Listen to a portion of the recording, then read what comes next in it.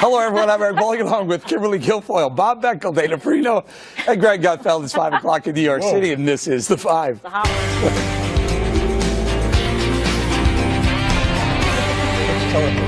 Well, the fate of President Trump's temporary travel ban is still in question as the liberal Ninth Circuit Court of Appeals takes another day to decide whether to uphold the ruling or strike it down.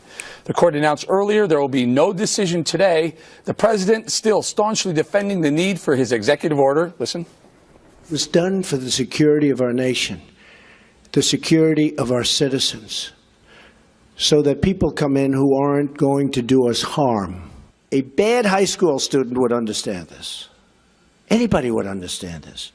Right now, we are at risk because of what happened. One of the issues that came up during oral arguments yesterday was whether to consider statements made by President Trump about Muslims while he was on the campaign trail. We're not saying the case shouldn't proceed, but it is extraordinary for a court to enjoin the president's national security determination based on some newspaper articles. And that's what has happened here. Stop. This is Judge Clifton. Do you deny that, in fact, the statements attributed to then-candidate Trump and to his political advisors, and most recently Mr. Giuliani, do you deny that those statements were made? Judge Clifton, I would note that Judge Robart himself said that he wasn't going to look at campaign statements.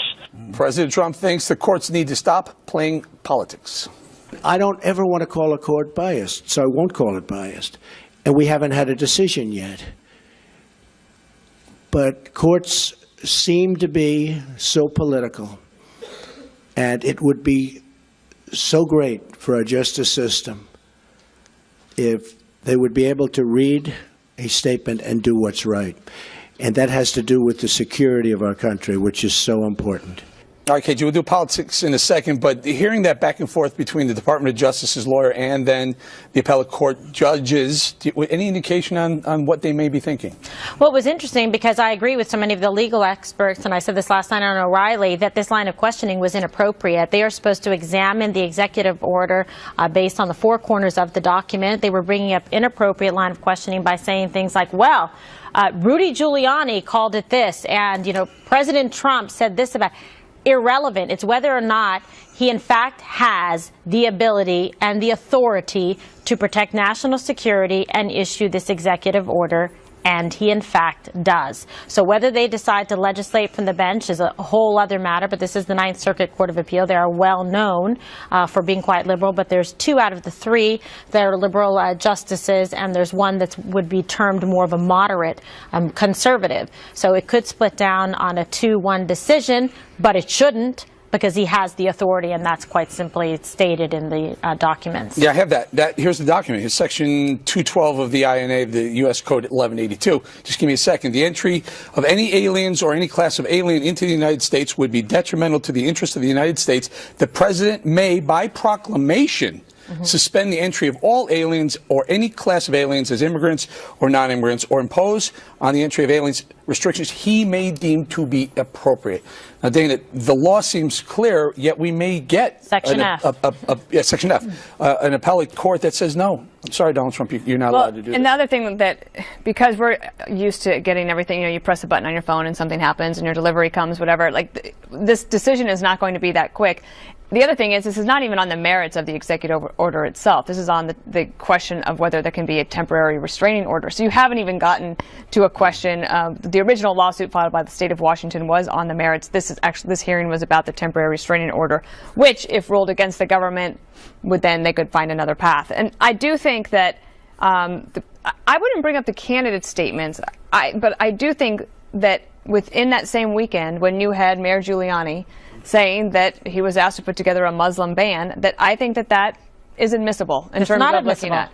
It's not admissible. I don't think there's anything wrong with him bringing it up. It's absolutely inadmissible. It's absolutely not allowed to be brought up. It has no bearing on it whatsoever what Rudy Giuliani or Joe Blow down the street says about it, because it has no bearing on it. It's whether the president has the authority to protect the country as a matter of national security. It said the president shall deem, meaning no one else. I'm not disagreeing that the president. I'm not disagreeing that the president doesn't have that authority. But even so, I don't know what the ruling would be in a court, but let's say they don't want to use that. There's a reason that on the question of popularity of this executive order, it is now being split because of a partisanship that is unnecessary. The executive order is actually fairly narrow in scope, but you can't even get to that point because you're talking about statements that were made on the record by somebody who said they were advising the president. All right, let me do a little politics with me, Greg. So if this appellate court does come back and say, no, I'm sorry, Donald Trump, we're going to uphold this stay, then if Trump wanted to push it further, the Department of Justice wanted to go further, it goes to a 4-4 Supreme Court. It's going to be crazy. But he By could the way, win 8-0.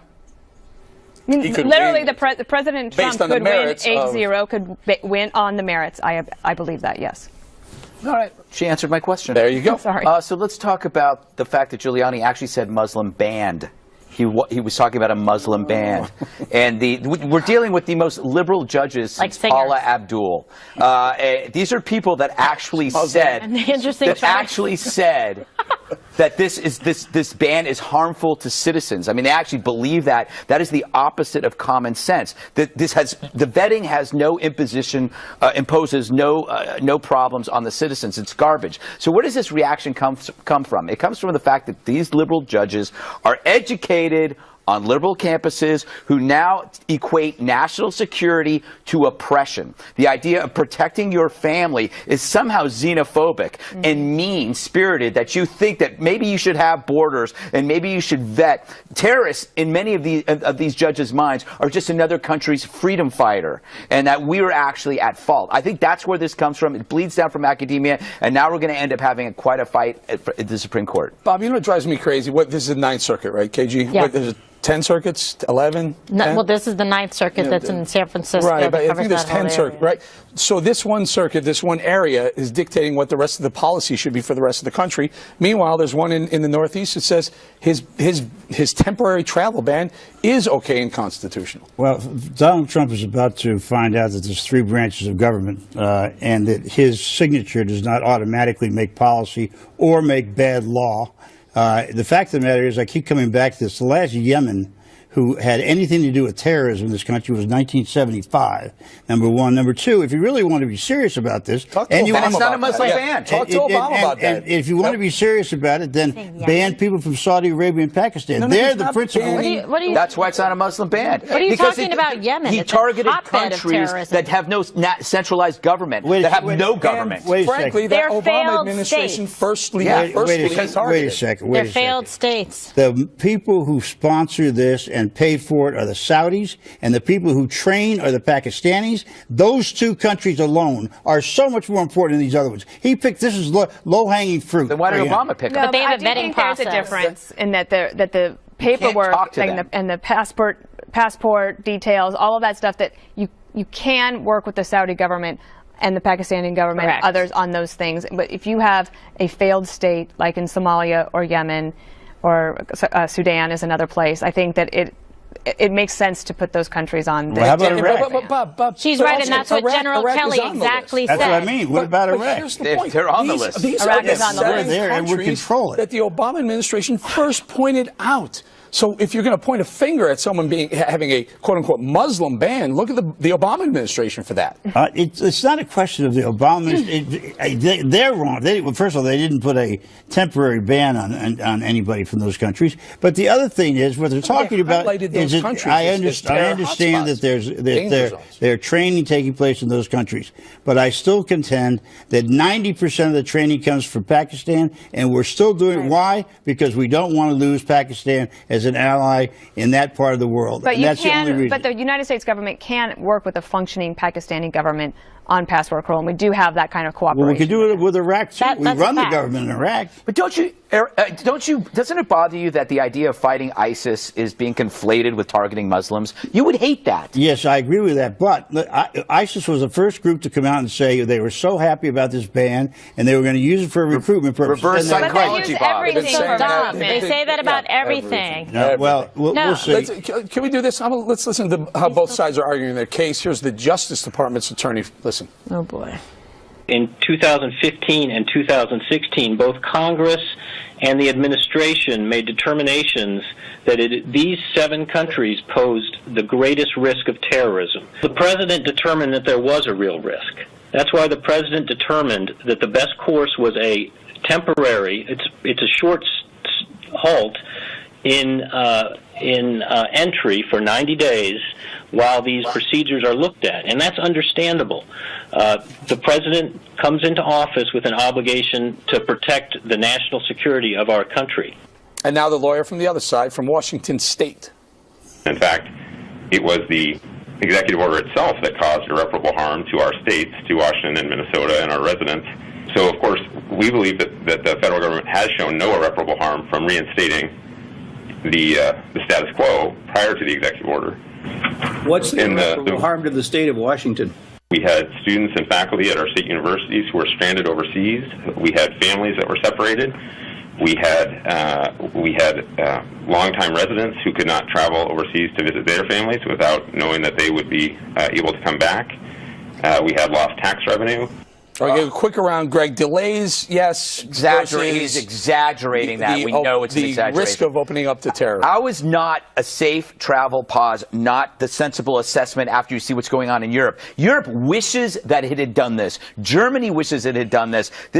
How is this an imposition on society? It is pure common sense. No wonder these liberal judges don't understand it. They haven't seen common sense in years. It just drives me crazy. You know that the vetting process to get in here is so strict right now. I understand. And all Trump is doing is trying to fulfill a pledge he made to his supporters out there. He has no idea, none. And his I didn't say it, buddy, Bannon is even worse. They sat there and they picked out these countries that are easy. Bob, you have no proof to substantiate the statements that you're making. And in fact, the President of the United States is privy to the presidential briefings and all the information coming in from the intelligence agencies. I thought he didn't read And he that also met with President Obama and had multiple conversations with him. Yeah. So he is basing that on a set of facts and intelligence reports that he is privy to, and he has an obligation as the commander-in-chief to protect national security interests of the United States. And the countries that are referred to are failed states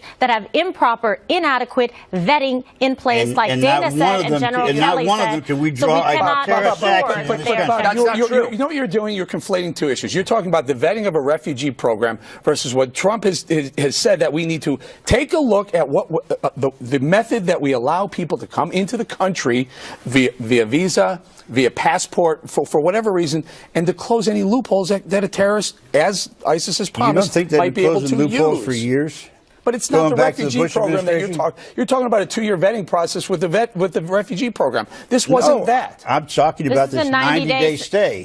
Yeah, exactly. It's a 90-day And the idea of a 90-day stay based on some holes in the process is ridiculous. Why? It is pure politics. How many holes do you need for one terrorist to get through? One hole, one terrorist can kill a lot of people. Came in any of those countries they were trying to stop that I think from happening. we have had a list of them that we've gone over all day on Fox News. Right. My final thought would be, whereas the government might lose in the Ninth Circuit, I believe that on the merits, President Trump will be successful if and when it gets to the Supreme Court. I'll leave it right there. We got a lot more. Welcome back. We're waiting for another vote shortly on one of President Trump's cabinet nominees, Jeff Sessions, for Attorney General. Last night, the Senate finally cleared way for the vote to move forward after Democrats staged another bid to derail their colleague's nomination.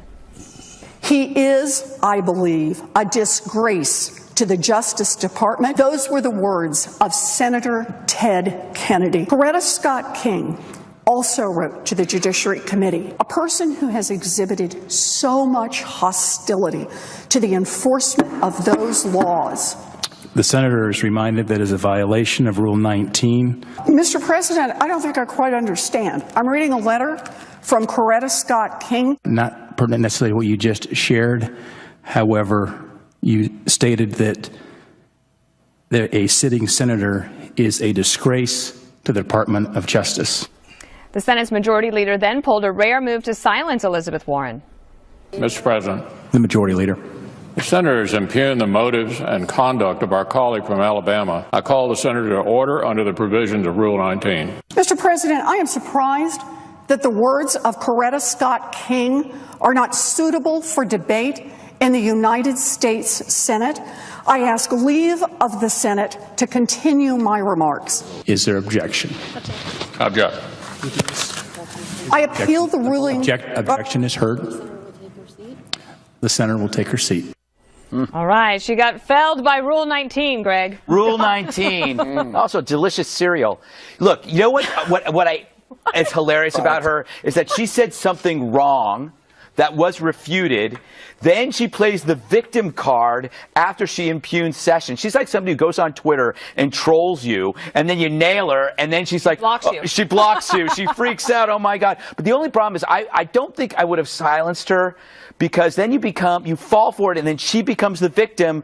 By silencing her, you give her what she wants. And the thing is, I think a smarter thing for the Republicans should have been to say, why are you exploiting the memory of Coretta Scott King and using her for the purpose, that was never intended, for the sake of a fundraising stunt? And we love how you bring up Ted Kennedy. He was so great for women. He drowned them with his affections.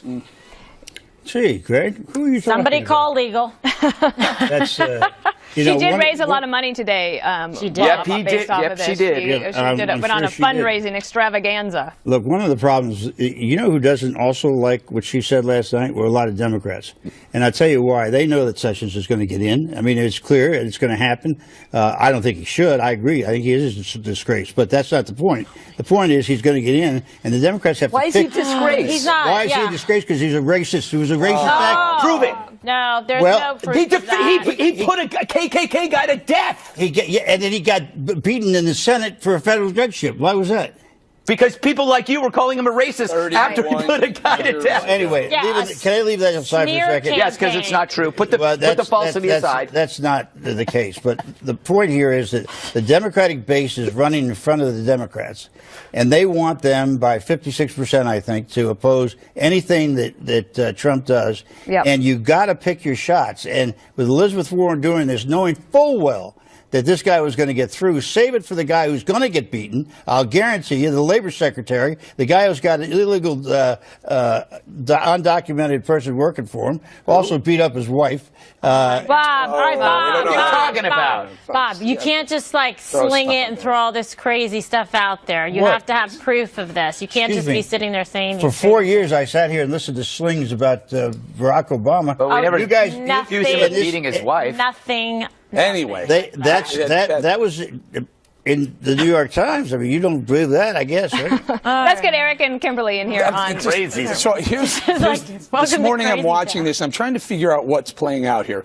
because Mitch McConnell doesn't do anything that he hasn't thought out. So this was not, a lot of people are like, oh, I can't believe he did that. Now the right has handed Elizabeth Warren her first political ad of 2020. She's going to cut that exact soundbite and say, look, a man can't tell a woman to sit down. But I think this was planned out. I think this is a stray. This is the long game that the Trump administration, maybe the Senate has said, with McConnell has said, she's the most beatable of the candidates that we see so far. Put her forward. Put her I forward. heard that She's today, raising money like crazy right now, and she suddenly will be the poster child. Suddenly, it's not Cory Booker anymore, and it's certainly no one's talking about Schumer or Pelosi right now. Everyone's talking about Elizabeth Warren. And by the way, now they're all going to try to. She plays well in 2 states, New York and California. Now, Kimberly, they'll all be trying to figure out how they could outdo her. There's not a senator in the United States as a Democrat who couldn't beat Trump.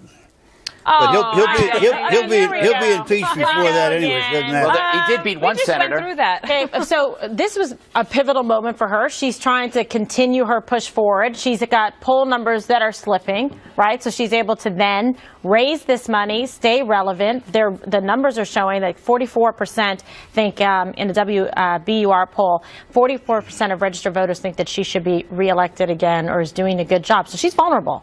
She's vulnerable. As an incumbent, that's true. Absolutely, and they're going to target her. So this is a way for her to stay in the race. And there's one other person that got a lot of attention, and we'll be probably talking more about her. It's the new senator from California, Kamala Harris. Kamala Harris, excuse me, who one of her tweets last night, I'm not measuring by tweet necessarily, but I just thought it was interesting. She's a brand new senator. She had 40,000 retweets in support of Senator Warren. So she's the up and coming. But they may be playing into Trump's plan for a 2020 you think run that's against smart? her. Yeah. Did you see? Remember my New Year's prediction? Well, Mitch McConnell, he made a mistake. He doesn't make those mistakes. Do you remember my New Year's prediction of who was going to try to challenge Donald Trump in 2020? Al Franken. Yes, and you saw over the weekend a little maneuvering. Yep. I keep an eye on that. All right, President Trump told a group of police chiefs today that he's going to help them fight crime, and he also asked for their help to curb illegal immigration. That's next on The Five. Well, it was one of the most memorable feuds of the presidential campaign. Remember this? Okay, who's next? Yeah, please. Mr. Trump, I have a question. Excuse me, sit down. You weren't called. Sit down. No. Sit down. No, I'm Sit down. an immigrant. Go ahead. I have the right to ask the No, you don't. You haven't been called. I have the right to ask the question. Go back to Univision. Univision anchor Jorge Ramos got himself ejected from that press conference. Well, he's still not letting up on Mr. Trump now that he's president, slamming his actions into curb illegal immigration. And in a new op-ed, Ramos writes, "I've always publicly acknowledged that the United States gave me opportunities that Mexico, my country of origin, did not. But decades after I arrived here, the anti-immigrant rhetoric being turned into policy under Donald Trump has made me realize that I just don't recognize this country anymore." Mr. Trump recognizes the threat some illegal immigrants pose to America. Today, he asked a room full of law enforcement officers for their help in getting them out. You have the power and knowledge to tell General Kelly, now Secretary Kelly, who the illegal immigrant gang members are. Now, you have that power because you know them. You're there. You're local. You know the illegals. You know the bad ones. You know the good ones. I want you to turn in the bad ones. Call Secretary Kelly's representatives. And we'll get them out of our country and bring them back where they came from, and we'll do it fast. All right, Data, so what do you make of the messaging here? He's saying specifically, let us know who the bad ones are, meaning the criminals, the gang, criminal recidivists. I don't think anyone actually, I actually think that's where everybody agrees, is on the criminals that are here illegally should absolutely be on the priority list to be gone first, and to be deported first and not allowed back in. Like none of this return 5 times to be, and then eventually kill somebody like Kate Steinle. I don't think Jorge Ramos is speaking about that policy in particular. So I think that he is talking about the wall that he's said that he opposed from the beginning, and also there's this rumors about additional immigration deportation or curbs on others that are already here illegally that might not be criminals. I think that's what Jorge Ramos is talking about. Okay, Eric, what do you make of Ramos and then the president's comments? So on Jorge Ramos, that wall's not up, Jorge. You can still go that way if you want, and even when it's up, I think the wall allows people to leave. That's the interesting thing about the wall. It keeps people from coming in. It certainly allows you to leave, and that's the beauty of America. On immigration, this is very unpopular in conservative circles. I've said it here. I think we should be increasing our legal immigration. We should make it easier to get citizenship status here. I think we let in 1 million a year, 980,000 a year right now. I think we should triple it, double it, triple it, 2 million, 3 million people. And thereby, everyone who says there are a lot of jobs that illegals are taking that maybe Americans won't take, that's probably true.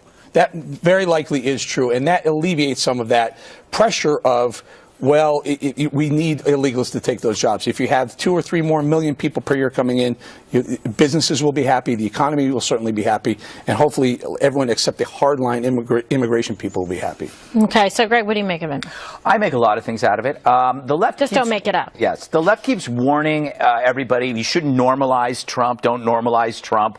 But what they're doing is they're trying to abnormalize normal behavior. Yeah. So if you're against illegal felons, coming here and running gangs, somehow that's abnormal. If you're against terrorists blending in with migrants, that's abnormal. If you are for a stronger border, that's abnormal. The trick is we have the history's losers telling us that the right thing to do is somehow freakish, is somehow abnormal. The whole point is to paint normal as weird because we have the last 8 years progressive radicalism running a country, and that to me is weird. All right.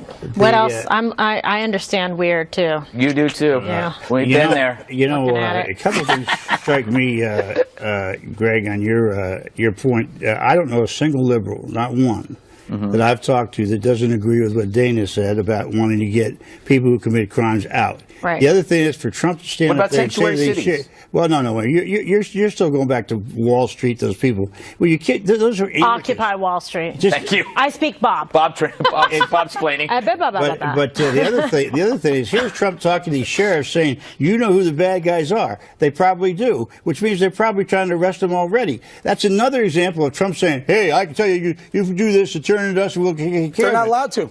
They're not allowed. No, Greg's right. In sanctuary cities, you can be a criminal, and they're not. And they're instructed by the mayors of the cities not to turn them over to ICE. That's the whole Keep point. them in jail. And Keep them that's there. how the guy ended up and then let him go. and ended up in San Francisco, Bob. It's This true, guy Bob. came back in and out. He was a criminal, a recidivist, 5 different offenses, and he comes back in again, and he shoots and guns down Kate Steinle as she's walking there with her father. And ICE says turn him over, and the city says no, we're not turning him You're over. talking about one city. I'm talking No, about I'm the not. state, It's state 300 of Texas. municipalities. 300. And by the way, the $3 million that you talked about, I think is a very smart thing. That's exactly what Ronald Reagan did. As a matter of fact, that's exactly what Ronald Reagan said. It is actually a pretty conservative point of view. It's he passed the last time there was an immigration or an Back in the amnesty bill. It Victorian was age. Ronald Reagan's bill that he got passed in 1986, and it made a lot of sense. And he said the same thing: let's bring them in. They'll take jobs that our people don't want to take, and they'll pay taxes. Let's do it, and let's stop fighting this. That was Ronald Reagan. It made a lot of sense. All right. Trump lumps everybody in with a bunch of gangsters and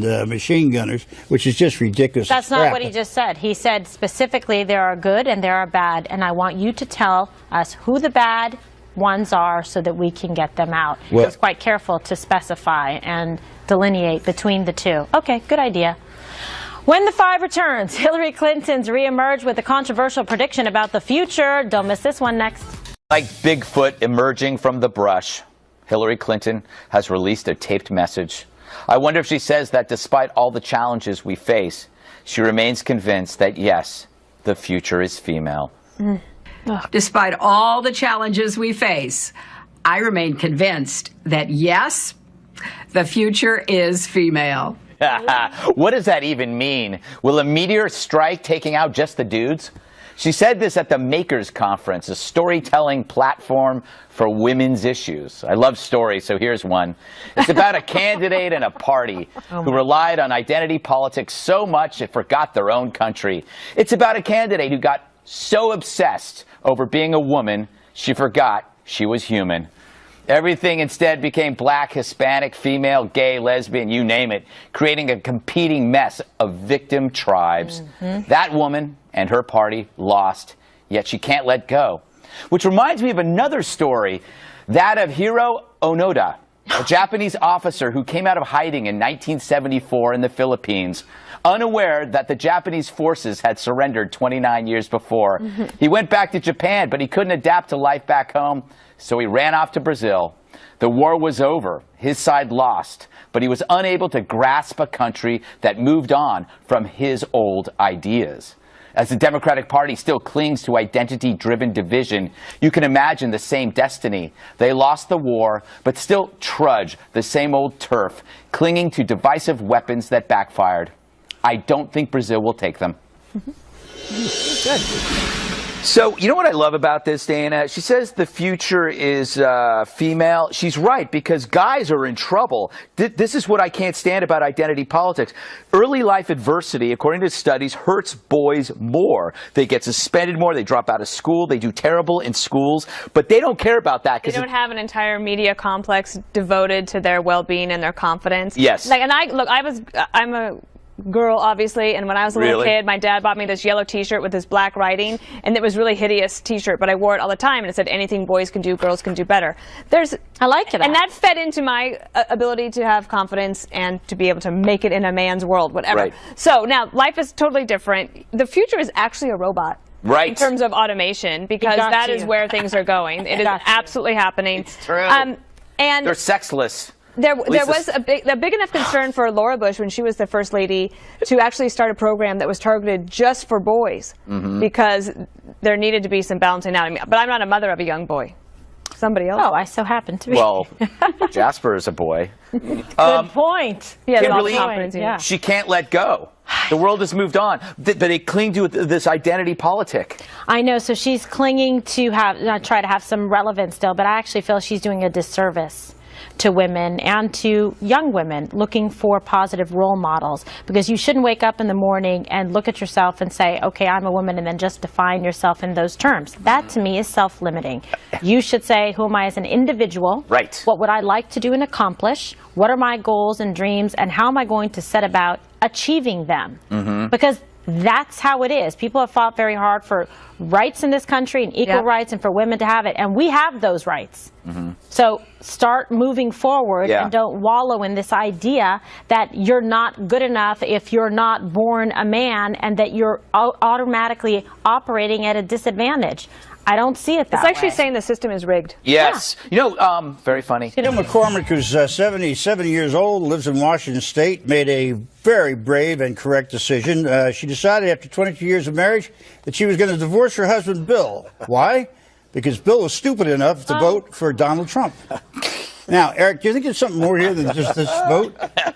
Hard-hitting newsy segment. A girl after your own heart. Is that right, Bob? Yeah. Absolutely. I set you up on a date once? We only have 2 minutes. That's all for me. In this but I'm very thankful that I live in a household that we're both pro-Trump. that worked out just nicely. Bob. I'm sorry. Bob. Yeah, I was told to say that she was separated, not divorced. It takes a little while to get divorced, guys. I've done it before. All right. Anyway. Let's move right on here. Dana, what do you think? Well, I think it's sad where if politics gets in the middle of a loving relationship that you have with a spouse that you committed your life to. That's unfortunate. I guess Probably a it's little a crazy, Greg. scam. Someone was looking to get out. Yeah, you know what? He was trying to get out because she was voting for Hillary. Yeah, he So faked it. they flipped it on him. But you're right. The political should never take precedence over the personal. It should be. You should be in love Dana was regardless like, of wait, ideology. it's a no-fault state, right? What do you think? It's practical. I just said it. Well, say it again. Okay, fine. So I think that there's more to this story. I'm thinking somebody was trying to get out of this. I think You know what I'm that he saying? was probably cheating on The her. head fake. She's single All right. now, Bob. Well, sorry, my 2 minutes is up. That's all they give the liberal on this Why show. don't you One ask more her thing out? is up next. I rest my case. All right. Time now for one more thing. I'll start with some exciting news. Thanks to you all. Thank you so much. My first book, Wake Up America, was a big New York Times bestseller. Well, I'm happy to announce that I'm working on a second book, which will be out later this year. Check it out. President Trump promised to drain the swamp. I dredged through that swamp, showing historical examples right up to today of some of the creepiest creatures and activities in the D.C. swamp and how Trump can drain it. The swamp is available right now for pre-order everywhere books are sold and on ericbolling.com. And maybe I can get Dana to read it and recommend it. You know I'll read All it. right. I'm the only one who reads all of them. I know. That is She's true. very good. I will Lisa read Simpson. it, and I will give a very speed nice reader. review. An honest review. She reads every You know the page. thing Doesn't about like it, though? skip every other page. We're going to move on, but there's so much material. I mean, Yeah. I'm literally It's a taking big swamp. examples of corruption. You could have had a phony- series. I'm going to promote my You could book. have done Would a you series. shut up and let's move on? Okay, time for this. Okay. Rick's Fashion News. You know, you have nothing to do with fashion, right? I know everything about fashion. No, that's pretty Get out of my way, Kimberly. All right, let's talk about Michaela Perwin. She's an aspiring fashion designer. She goes to Parsons. For her senior project, she designed this dress. Do you know what's so incredible about this dress?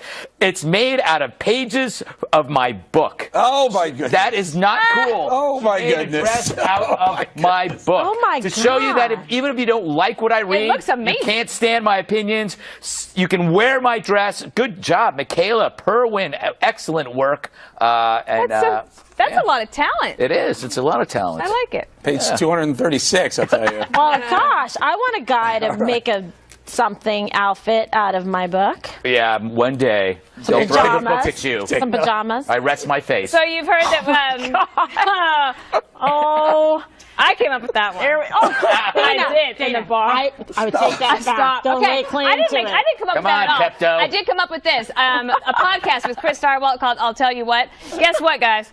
Here, take a listen. This is how we describe it. How would you describe your podcast? Well, we just talk about what we ate. And death. Girl weekends and euthanasia. Right, a lot Little of Elizabeth death. Warren thrown in there. Robes, loungewear. Bare-legged bacon cooking. Yeah. It's all I mean, good. it's really eclectic. What kind So there's a podcast podcast, we tape it every Wednesday. You can subscribe to it on iTunes. But starting this Sunday at 8 a.m., believe it or not, on SiriusXM channel 450 and on the Fox News radio app, you're going to get to hear the podcast. I'm a little worried because I don't think anybody at Fox has actually ever listened to the podcast, but that's your description. I hope Very you will good. tune in. When is Very it? cool. What time? Sounds like Sundays at 8 a.m. On your way to church? sounds Nobody sounds who a listens little, to that that's going to example go to was church. racier than the 5. Here we go. All right, finally. Everybody's proud about their book, but I was gone when Greg had 12 books while I was gone. Plug And it. He plugged each one of them. This is my book right here. It's called I Don't Should cover Be your Dead. face. Which I should be. My Life Surviving Politics, TV, and Addiction. It is not a political book. It's much more about addiction and finding some faith that'll bring you out of it, because it was a long, difficult struggle. So Buy you the can- book. You can get it. Buy the book at It's a great Amazon.com. cover, too. Yes, Cover it is again. And I quite bet you can get nice, it. I think and you can get it has- at Barnes and Noble. You can get it at Amazon and Barnes and Noble because I remember seeing it there. See, I didn't know all these things. You know these things. I We don't. should send you on a book tour to the villages. And it has Yes. a great Oh, ending my. with Bob back man. here at the table He may with not us. come back. God bless you. All right, Oh, we're going to the leave it right there. Villages? Such a DVR's never missed episode of The Love Five. it. That's it for us. Special report coming up right. 4, 3, 2.